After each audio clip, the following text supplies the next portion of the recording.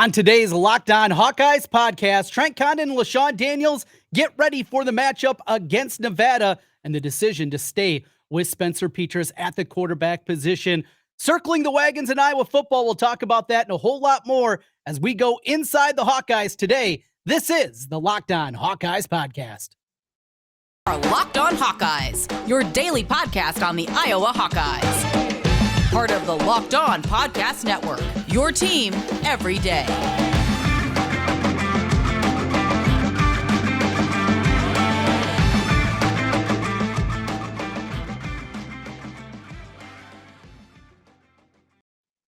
Trent Condon here, LeShun Daniels there. This is the Locked On Hawkeyes podcast. Thanks for making Locked On Hawkeyes your first listen each and every day. And thank you to today's episode sponsor, BetOnline. BetOnline has you covered this season with more props, odds, and lines than ever before. BetOnline, where the game starts. LeShun, today we'll be making our picks. I battled my way back to Mount 500. You're just a tick below it at 4-6. We'll make 5 more picks here today presented by BetOnline, getting ready for the football weekend. But before we get into that, certainly a lot to talk about here this week. So we talked on Tuesday. At the time, we were just finding out that the depth chart had been released. Spencer Petras had spoken, said that he was going to be the starter. Came as a little bit of a surprise, but now a few days later, a little bit longer to stew on it. Your takeaways after kind of a wild week that was here inside of Iowa football. Yeah. To be honest, I wasn't really surprised by it. As I know personally, and as I'm sure a bunch of everyone in the media has learned, that Coach Ferentz isn't just going to be swayed by general opinion or whatnot to make a change, especially at the quarterback position, right? And Coach Ferentz is definitely a very, very loyal guy in the sense where, like, hey, like if he decides, like, yeah, like we're gonna rock with this guy, like he's gonna pretty much stick behind him, through thick and thin. So it didn't really come as a surprise to me, to be honest. Like I figured that he was going to keep him as a starter, even though my personal feelings feel like we could use a change or we could use something to just get some juice flowing offensively right now. Because as I talked about in the other podcast, I feel like right now we're kind of just we're lost right now. We don't really have a true identity on the offensive side of the football. But when it comes to the decision to start Spencer or insert any other quarterback there, honestly, it doesn't really surprise me. I mean, we've seen it throughout the years, and I mean, I've seen it up close and personal, right? I mean, when Coach Ferentz decides on his guy, like he's basically leaves him there until it gets to a point where it really can't go any further. So I want to go this direction here with you. Obviously, we find out this week, and a couple of the beat writers, Chad Leistico and Tom Kakert, have said that the anticipation is that both Keegan Johnson and Nico Rogani are going to be this week. Limited basis, more than likely, anticipate maybe 15, 20, 25 snaps, something like that. They're not going to be out there in a full-time role, but that's going to help out a lot. Getting a wide receiver, that's going to go along the right way. You're excited about getting those guys back out there, and it's going to help out the offense. I don't think they've gone 11 personnel all season long, and how much that limits what you can do in the playbook going forward. But LeShun, when you look at that, getting the receivers back, that's going to be good. But as it pertains to the running game, it seemed, at least from my untrained eye, very simplistic, that there just hasn't been a whole lot that they've done, very little jet motion, things like that. In the running game, what more can be done outside of the guys block better and you find the holes better? Yeah. I mean, there's definitely a lot of scheme stuff that you can do in the run game to have more success, right? I think, but one place a lot of people typically go to start is obviously getting back into the basics and running the basics like really, really well. And obviously, as we've seen over the past couple weeks, is we've been running our basics and we still haven't had much success with it, right? Part of it is our inability to pass the football and move the football consistently. Um, you know, when we have opportunities offensively. And then some of it is also scheme wise, right? I mean, I know that Iowa typically do try to introduce a bunch of motions and stuff, usually, right? Whether it be from the tight ends or receivers, just to get some leverage on the defense, right? Force the defense to have to think and adjust and do different things. But when you got, a bunch of guys that are in there kind of playing football, real life football snaps for the first time when it comes to extended play at the Division 1 level, uh, it ends up having to be a little bit more vanilla, right? You can't do some of those different things, and you're kind of limited in the personnel that you can bring out and put on the football field. And I feel like we've seen that over the past couple of weeks in the run game. So, but all that stuff doesn't really matter as much right now, right? If we can't really run our base stuff, right? And day one install things that we cover very first day in fall camp, very first day in spring practice is inside zone, outside zone, right? Those are the first two plays we get installed. And right now we just haven't been able to run it regardless of what personnel we have in the game, regardless if we add shifts and motions. It just has not been blocked well. And it really hasn't been blocked well over the past 2 years, I would say. Like it really like didn't look great last year either. I would say there's a few games here and there where the run game looked all right when we were running our base stuff and we were actually hitting it and we looked good. A recent example was the Kentucky game. I felt like the offensive line really had a rhythm going in that game and being able to run the football, especially later in that game. Obviously, we didn't get the win that we would have liked, but I did see some encouraging things. And right now, like I just feel like I haven't seen that consistency, just in general from the entire offense in the run game, and really running some of our basic offense.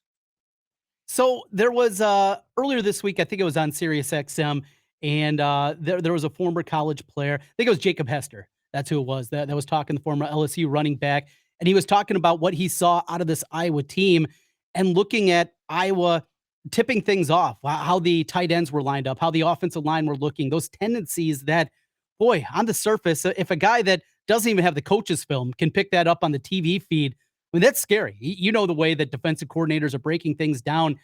Is that a possibility that Iowa has these many tendencies this early on? And it's very simple with the young offensive line that they're tipping. It's already pretty easy to defend Iowa, what you're going to do and what we're going to see schematically. But with you couple of that, when the offensive line and the tight ends are also showing what you're going to do before the snap, is that realistic, or is that a guy that maybe seeing something that isn't exactly there? No, that's realistic. I definitely believe it Yeah. because I remember when I was playing, I mean, there'd be times like we'd come up lined up in a formation, or we'd make a certain check, and the defense is literally like calling out the play, like where it's going or anticipating like what's happening. And I'm like during the play, like right before the play, like going through my head, I'm like, dang, that's a pretty good guess. A lot of that comes from obviously again, Iowa's offense, like run game wise, is very simple, right? It's nothing um too crazy. It's inside zone, outside zone, power right, power left, like uh a lot of basic stuff. Obviously, every now and again we do add in some different wrinkles to the run game, but for the most part, like those are the three type of running schemes that we run. And a lot of times based on alignment and motions that we have in certain plays, right? Like you can go back through years and years of film, basically 20 years of film, and see that stuff. And you're like, wow, well, this is what they've shown in the past. We know Iowa isn't really that creative of an offense, right? So it's not going to be too much different. So we can kind of anticipate what's going to be coming just based off of this certain look, and especially knowing the situation, whether it's we got a second and long, right, or we have a third and short, and those things, because like those tendencies are blaring pretty loud, even for people who again are just watching the TV feed, let alone for defensive coordinators and other teams that are actually getting paid to do this stuff and look at that film and break down that tape day in and day out. I've felt like throughout the years, there's been a whole lot of tendencies. In fact, we're going to talk about that when we come back. LeShun, get your perspective on just that. There has been some numbers going back to your day when Greg Davis was the offensive coordinator's numbers today, where you wonder, self-scouting, how much is that done inside the Iowa program? We will talk about that when we continue here in a moment This is the Locked On Hawkeyes podcast. BetOnline is your number one source for all your pro and college football betting needs and sports information this season. Find all the latest football league developments, game matchups, news, and podcasts, including the opening week games and what we have going on this week, week 3 of the college season, and of course, week 2 of the NFL. The fastest and easiest ways to check on all your favorite sports, not just football, baseball, golf, boxing, MMA. They have you covered at BetOnline. Head to the website today or hop on your phone and learn more about the trends and the action. BetOnline, where the game starts. LeShun, talking about what we've seen from this Iowa team and certainly some of the frustrations that have been out there at this point in time offensively. Greg Davis, there was a number I remember. I want to say maybe it was your senior year. You guys threw the football something like 75 out of 76 times when you were in shotgun. There was just no semblance of running out of the gun. And I'm sure there was a couple of times you sit there and you're sitting on the right or left hip of CJ and saying, can we do something here? Can you just hand me the ball? Those tendencies, and seeing more of those tendencies now today with Brian as the offensive coordinator. And there's numbers very similar to that. Iowa under center, it's going to be a run. Iowa's in the shotgun, it's going to be a pass. You have, if not the best, one of the best defensive coordinators in the country on the other side. Doesn't Phil just look over at times and say, come on, guys, this is simple? It's baffling to me. You have a guy that is that smart, that sophisticated in what they do defensively. And it just feels like at times Iowa, they don't scout themselves. Am I crazy?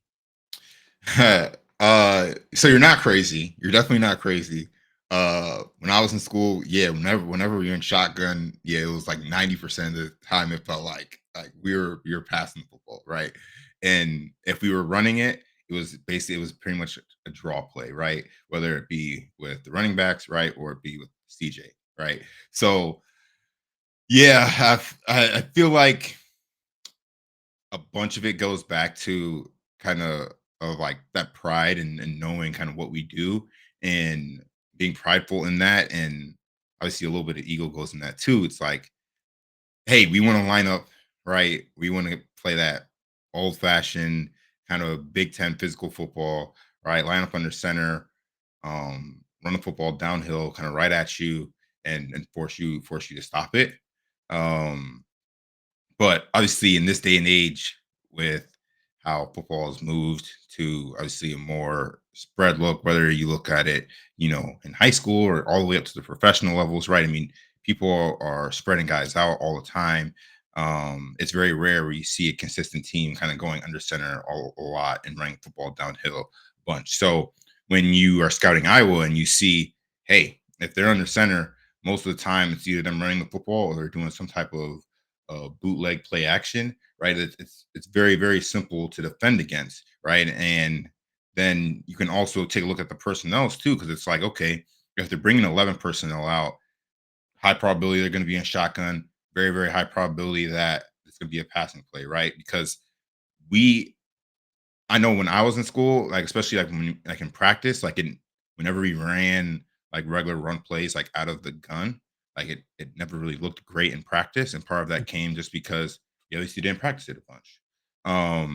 And again, I think part of that goes back to obviously Coach Ferentz and kind of what he wants the offense to look like, and that is physical, downhill type football, that old fashioned brand of ball where again we take care of the football, we play smart, we play tough, we play physical. And we make a bunch of the makeables and we obviously don't beat ourselves. And I think part of that ends up going back to the offensive thing. But yeah, definitely self-scouting would be huge for us because yeah, we do have a lot of tendencies that it gets to the point where defenders can call out the type of audibles that we make just based on, what they're doing, right? And getting to look at the lineup that we're in, right? So yeah, I feel like there has to be some type of change when it comes to the running game because again, right now it's very, very, very predictable, and it's not helping our young offensive line out at all. And Iowa not being able to run the football is really a recipe for disaster. And we've certainly seen that. So it is Nevada this week, a Nevada team that has been frankly bad. The Wolfpack come in here, though with a 2-1 record, they beat two of the worst teams in FBS football. New Mexico State is brutal. Texas State is right behind them. These are two bad teams, and they had a lot of turnovers in order to do that. So they forced turnovers, but they've done it against awful teams. This really should be a game that Iowa rolls. And with the return of the wide receivers, it's going to help out this offense so much. I mentioned no, in the Iowa playbook, and I know it's evolved from when you were playing a little bit more, but I mean, can you imagine going in and playing 2 weeks without being able to go to 11 personnel? And it's unthinkable that you can't even do that because you don't have three wide receivers that you're confident to be able to go out there. That's going to help. And now looking back in a little retrospect and as fired up as I think everybody was earlier in the week, I understand Kirk's position at the quarterback spot. He wanted to give Spencer Petras a real opportunity. You know, when you're going out there, when you got Wick and Jack Johnson in your 2 and 3 wide receivers, Arlen Bruce is your 1, that's not giving a real option to your quarterback. So with these guys coming back this week with a little bit of help, with a little bit of just a real wide receiver crew at the Big Ten level, I just think he wanted to give him an opportunity against a bad defense in Nevada, one more shot here. Now, if it goes awry here and it's, you know, a 7-3 game in the middle of the second quarter, this is the time I think you completely have to say, all right, we have seen enough here. But looking back, at least I understand a little bit more in retrospect exactly where Kirk was going.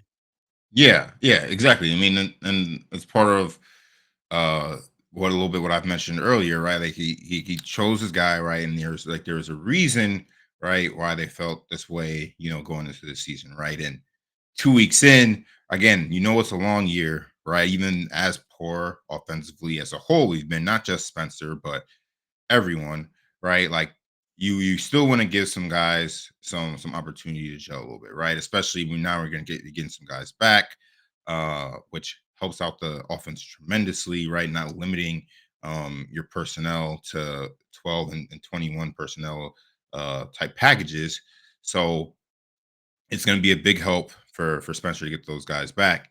But again, as poor as Nevada is, it still kind of makes me nervous because it's like, well, what if we go out here and we still look the same as we've looked over the past few weeks, right? Like that can be not only frustrating for us as fans, but probably even more frustrating for the players, right? Because it's like, hey, like we finally got some guys back, right? We know we've been struggling, right? We've been working hard in practice, and then now like we finally get out there again against a team that really is not great on paper, and to still struggle and not play the type of football that Iowa typically brings can be very, very frustrating. So uh it's going to be interesting to see how they come out and play.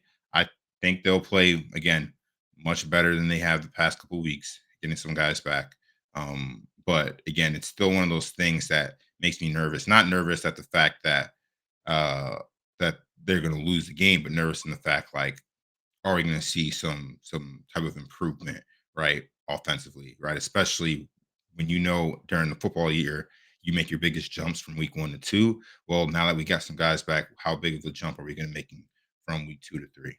So I think a really good point there. LeShun Daniels, former Hawkeye running back. I'm Trent Condon. This is the Locked On Hawkeyes podcast. We continue on the other side with our picks for the week. We will pick the Iowa game. Hawkeyes now up to a 24-point favorite. Of course, they've combined for 14 points the first couple of weeks. That shows you just how bad this Nevada team is. We'll talk about that one. Also, the big games of the week as we continue here on Locked On Hawkeyes. Okay, LeShun, ready for it. Our degenerate picks for week 3 here. 2 and 3 for you again last week. I went 3 and 2. I was able to eke out a winning week, so I'm back to 500 after we both went 2 and 3 in week 1. I want to make a little audible. So I set you 5 games this week. I want to kick out a game. I forgot to put the Oklahoma-Nebraska game in there. I want to pick this game this week. Is there a game in there we can take out? Maybe the BYU-Oregon game? Anything that you don't have a strong opinion on that we can bounce out of there? Either BYU Oregon or Miami Texas A&M. All right. Well, let's do the BYU Oregon because I don't have a strong feel in that one. I do have a strong feel in the Miami A&M game, so I want to keep that one in there. We'll adjust on the fly here. I got to give myself, you're a real football player. I played in middle school and early in high school. You got to step up on me, so I got to be able to do a little something here. So we'll take out the BYU game. will replace it with Nebraska. They're getting 11.5 in their game at home against Oklahoma. But our first game here of the week, I'm really looking forward to this one, and maybe more for the kind of ambiance and the buildup. Auburn on the Plains playing host to Penn State. We saw that game a year ago. It was a whiteout.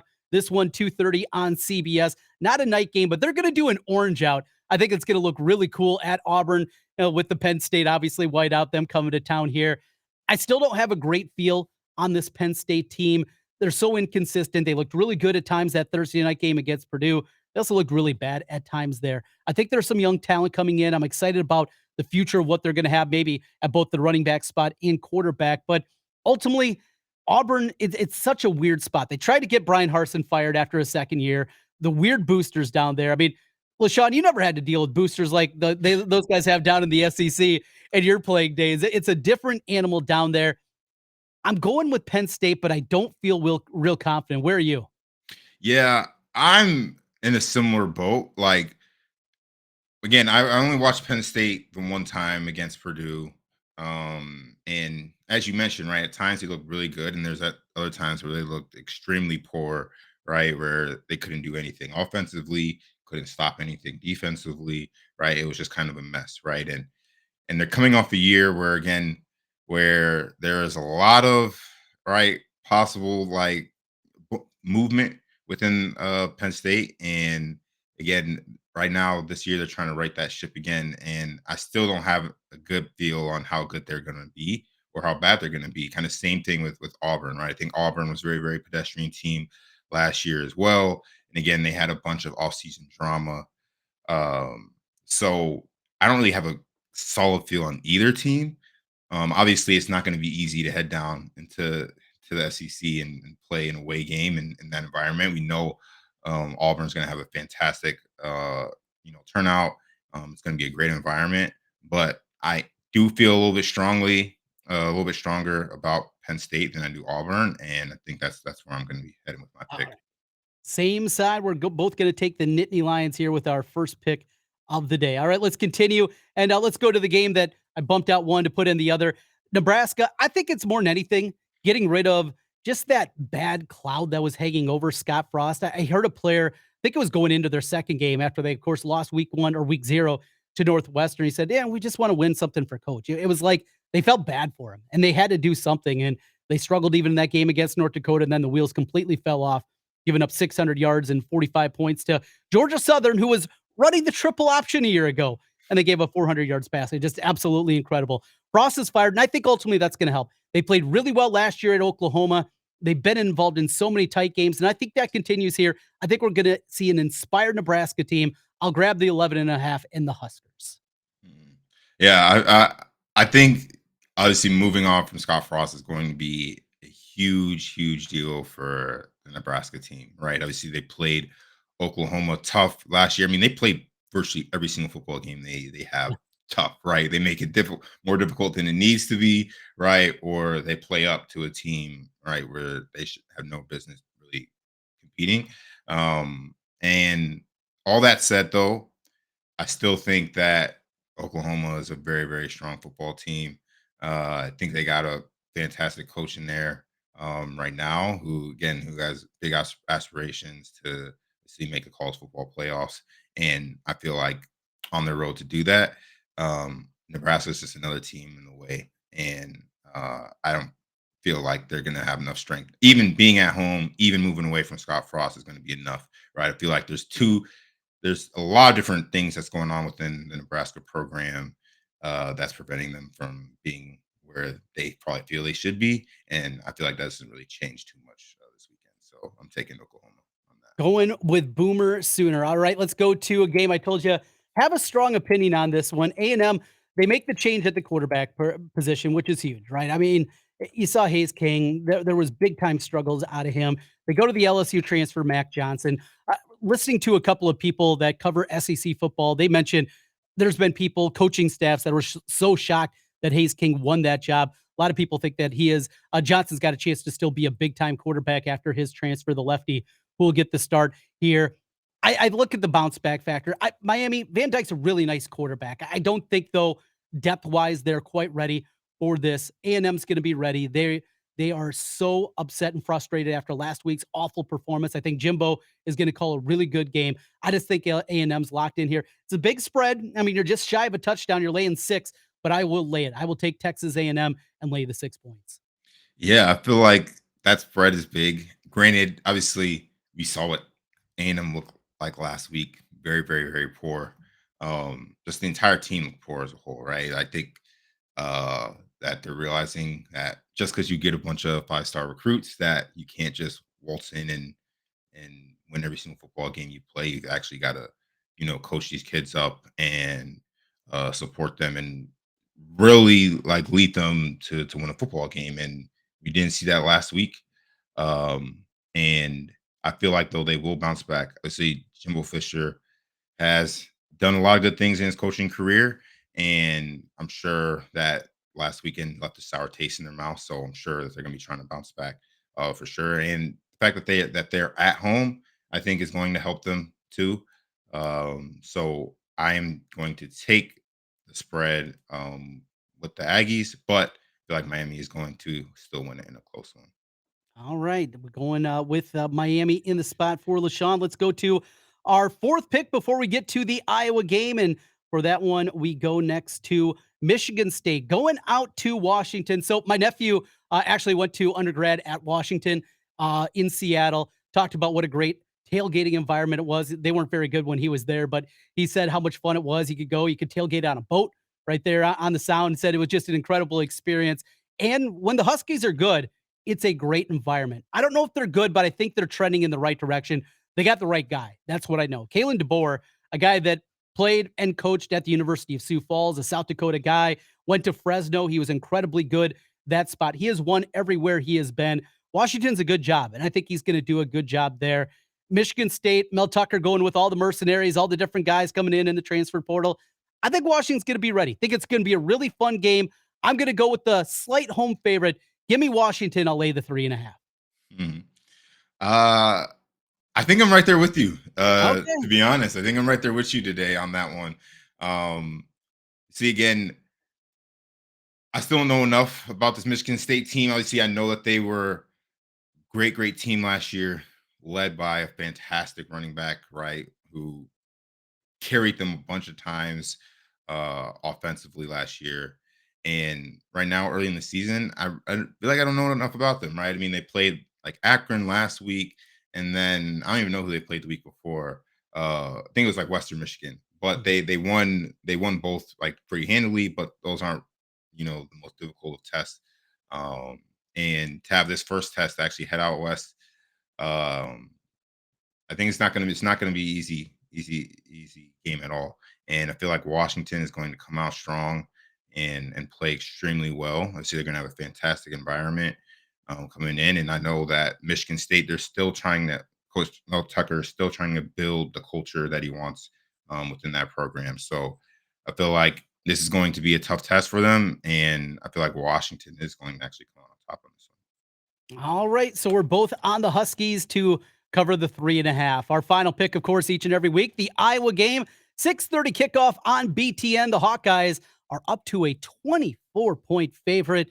My question remains, how do they score 24, even against a team as bad as Nevada is, that gave up 55 last week and over 600 yards of offense to Incarnate Word, a Catholic school out of Texas. Ultimately, until I see it, I got to grab the points. I'm going to take the stupid Wolfpack plus 24 and feel gross about it. Yeah, I'm taking the same. I mean, no. there's nothing that's shown me that Iowa can score 24 points. They haven't given me any glimpse of hope that tells me that they can score 24 points. So with that being said, right, give me the points. Like, I'm sure this game's going to be like, 10-3 for the longest time, and then they'll get like a late touchdown, a late score, late couple scores, right, and end up being like 24-3. But yeah, I'm gonna take the points.